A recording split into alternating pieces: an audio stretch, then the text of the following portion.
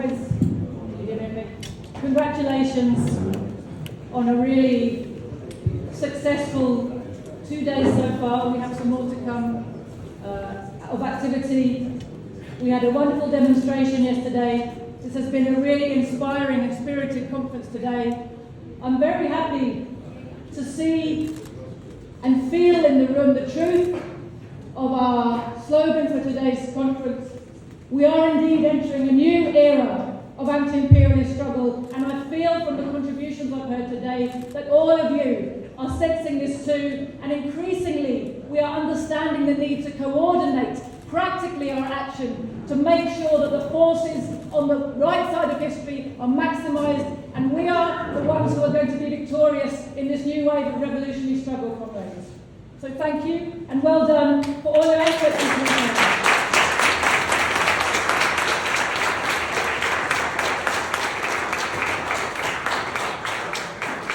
You know, each one of our conferences has something, an advance on the one before. But this, our 5th conference in just over a year, you can feel a qualitative change. We are reaching more corners of the globe. We're so excited to be making these real meaningful connections around the world to the people who understand the vital importance of the work we're trying to do here. Without you, comrades, we can't do anything. So thank you so much to all of you for being here, and especially to our Greek comrades and our comrades from the PDP in Korea, who have done such an amazing job of organising this event in Athens.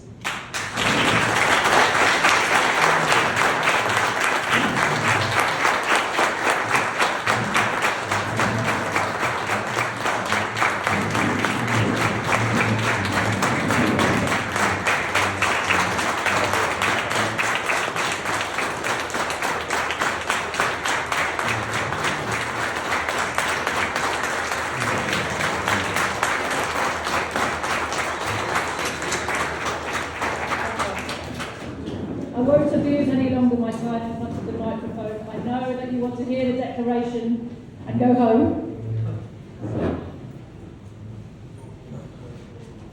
So, understanding that we are emerging from the period of deep reaction that followed the capitalist restoration in the Soviet Union and the East European socialist bloc, when the strength of the capitalist imperialist system seemed overwhelming and the forces of national liberation and socialism were in retreat. That as a result of this shift in the balance of forces, the remaining socialist and anti-imperialist countries and movements became isolated and exposed.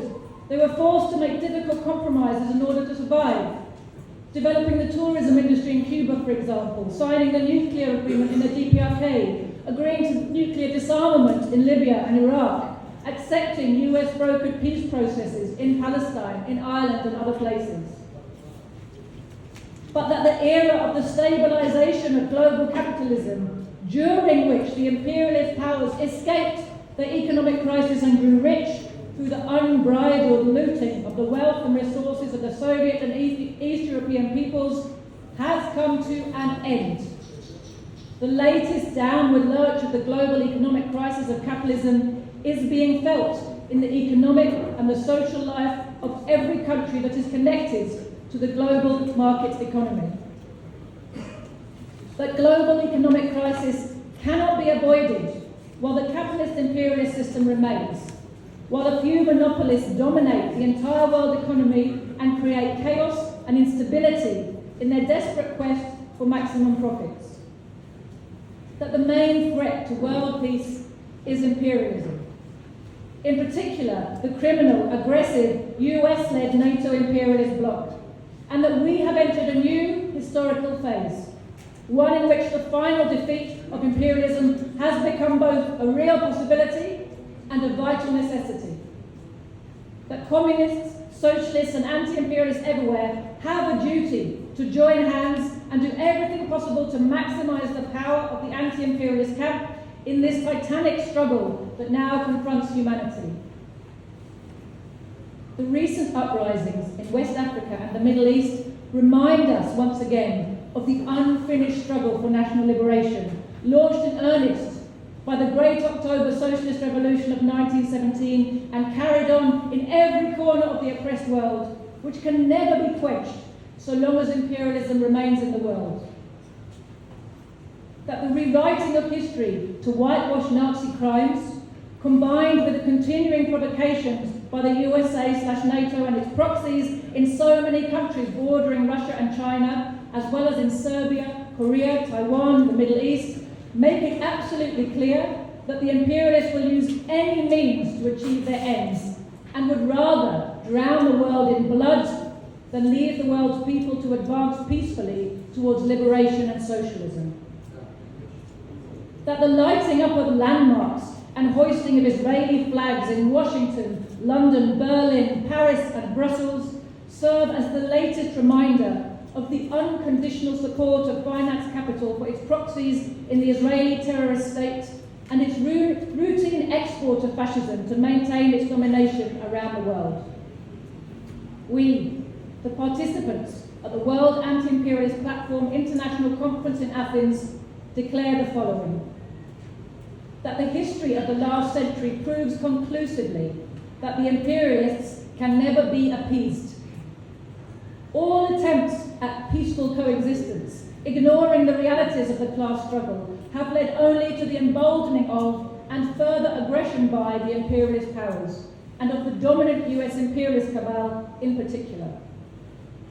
That to break the power of finance capital, to do everything possible towards cutting off its access to the huge super profits that are extracted at the expense of the oppressed masses in the colonized world, who are thus held back from development and denied a chance to live in dignity and prosperity, is the first duty of communists, socialists and anti-imperialists everywhere. That whether by the nationalization of essential raw materials such as oil, uranium and lithium, by building alliances to counter imperialist economic sanctions, or by evicting imperialist troops and their fascist proxies from their territories, every movement that strives for political, military or economic independence and territorial sovereignty in the oppressed countries is blocking the imperialist drive for domination and holding back the ability of monopoly capital to loot freely. That there is thus an absolute necessity to bring together the struggle for socialism with the anti-imperialist and anti-fascist struggles, and to unite all those who are struggling separately into one unstoppable force.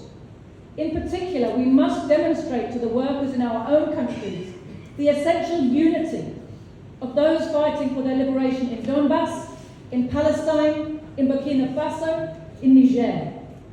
We must demonstrate that the wars being planned by the imperialists against the DPRK and against China are a part of this same quest for domination, and we must maximize support for all the forces of liberation.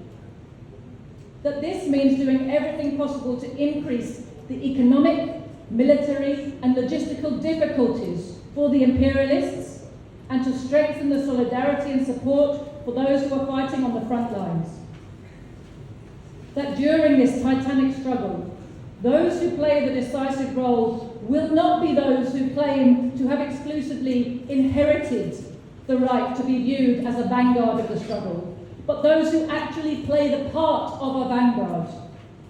Those who wish to play this role must be unafraid to oppose all vacillation and conciliation with the enemy, must be ready to expose all those who confuse the masses and prevent them from understanding that there are two sides in this war, and that to refuse to take a side means in practice to strengthen the side of reaction, to help the imperialists and to neutralize the working and oppressed masses. That just as before in the case of Russia and the Donbass, when the special military operation was launched to denazify and demilitarize the fascistic proxy regime that had been imposed on the Ukrainian people by the USA and NATO, so today we refuse to be intimidated by the barrage of hysterical bourgeois propaganda that is demanding our condemnation of the actions of the Palestinian resistance. Although these same imperialist media and politicians have been silent during 75 years of slow genocide, with all its attendant atrocities that gave rise to this latest outbreak of war in the Middle East. That we will do everything in our power to bring the missing context regarding the national liberation struggle in Palestine to the attention of the workers in our countries, just as we have been doing regarding the liberation struggle of the people of Donbass, and the ongoing aggression against the Russian Federation, and as we will surely do in the case of any future war between the imperialists and the Democratic People's Republic of Korea or the People's Republic of China. That while preferring peace for the sake of human life, we recognise that the only way out of the ongoing Holocaust being perpetrated by the imperialist system is through liberation wars.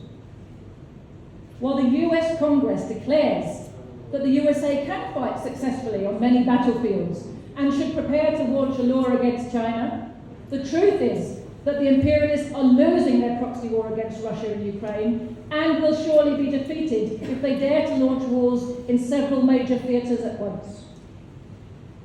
That refusing to take a pessimistic view of the global situation, we instead look with optimism at the prospect for our movement and for humanity, recalling the words of Che Guevara in his message to the Tricontinental Conference of 1967.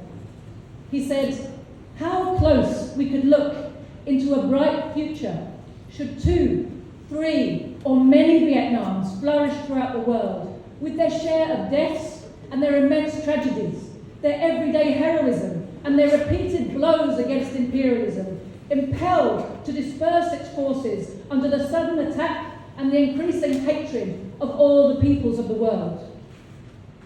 That meeting today in Athens, we uphold the spirit and legacy of resistance leaders such as Aris Veloukiotis and most especially of Nikos Zachariadis, great son and leader of the Greek Revolution.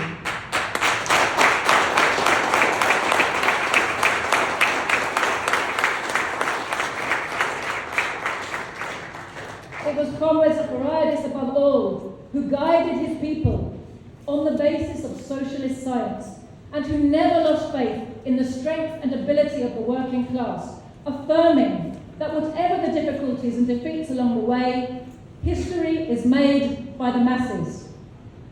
There is no doubt in our minds that the imperialists will ultimately be defeated, opening up once more the possibility for human progress and civilization to advance. That we commit ourselves to advancing towards the final victory of socialism by following in the footsteps of those heroic communists who stood steadfastly at the forefront of Greece's national liberation struggle in the 1940s. These comrades showed how it is both possible and necessary to combine the anti-imperialist and anti-fascist with the socialist struggle in order to harness the widest possible forces for the immediate stage of the revolution, even while growing the communist forces and creating the best possible foundation for their further advance. That the building of the broadest possible anti-imperialist movement, willing and able to sharply confront, oppose, obstruct and defeat the hegemonic drive of the US-led NATO bloc, is the main task of progressive humanity today. No cooperation with the imperialist war machine and its fascist proxies. No cooperation. Defeat for the criminal US-led NATO imperialist bloc. Defeat. Victory to the united forces of anti-imperialist resistance.